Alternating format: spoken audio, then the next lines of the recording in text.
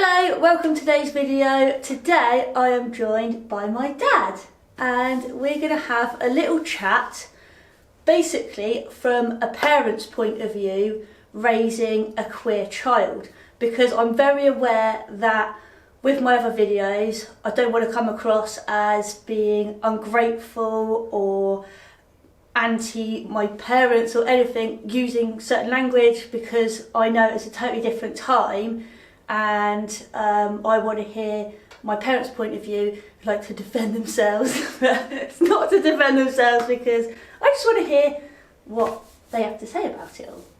So first up is my dad. Hi, Dad. Hi, Dad. He's a bit nervous, so but it'll be fine. And we both might cry.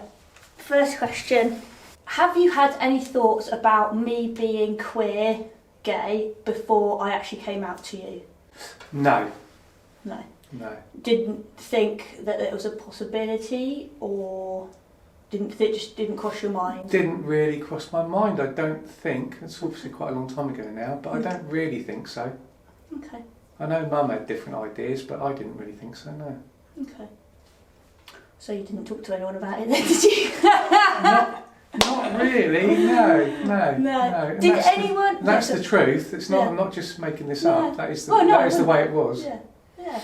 Did anyone apart from Mum maybe say anything to you? Not before, possibly afterwards. Yeah. But not before. No, I don't think anyone did. No. Okay.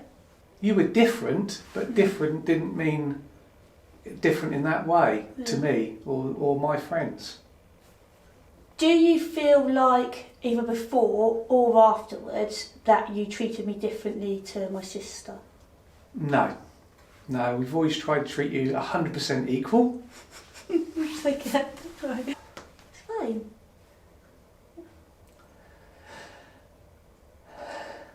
This wasn't the plan. I don't remember it, is it? No.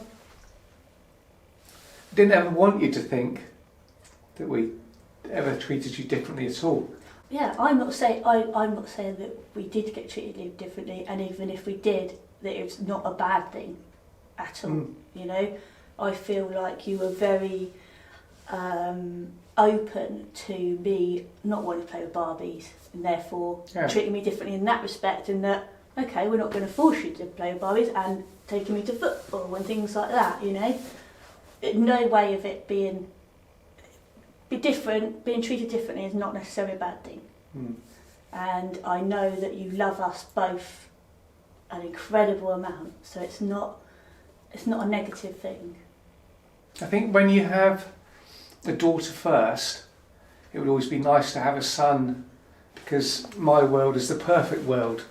The husband, the wife, the two children, the black Labrador, the house, the car, everything, and part of that is a boy and a girl. That didn't happen. I think it's just as well it didn't happen, because I think I'd been really hard on a boy. Yeah. Because I am.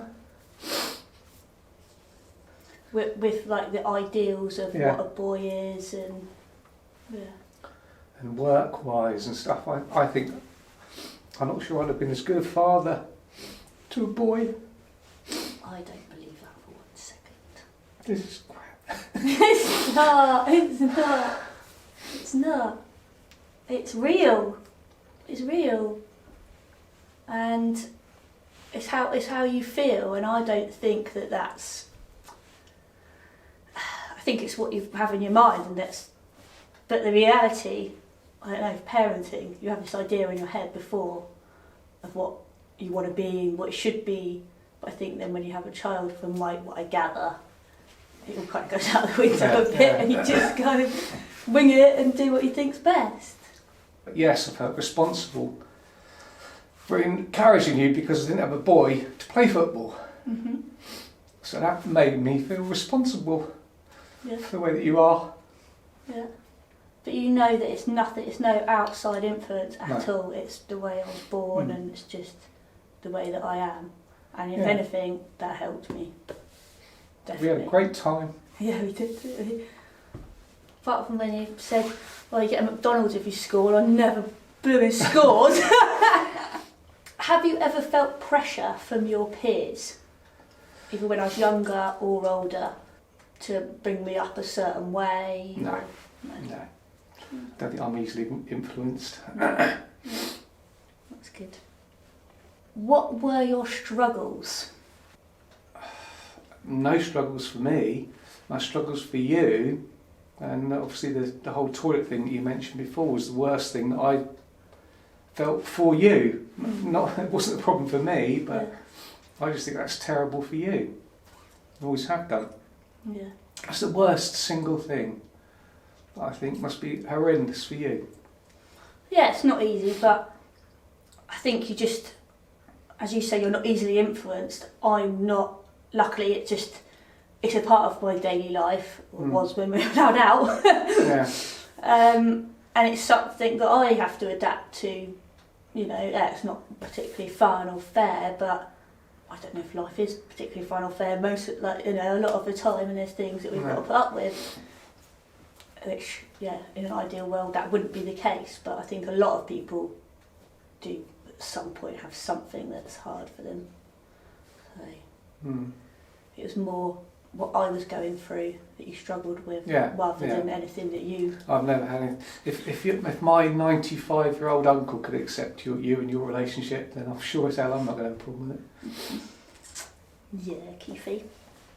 It's interesting just to get, what I'm trying to show, your perspective and your point of view, being like, it's not today, raising a gay child today, it's probably a lot easier than, 10, 20 years ago.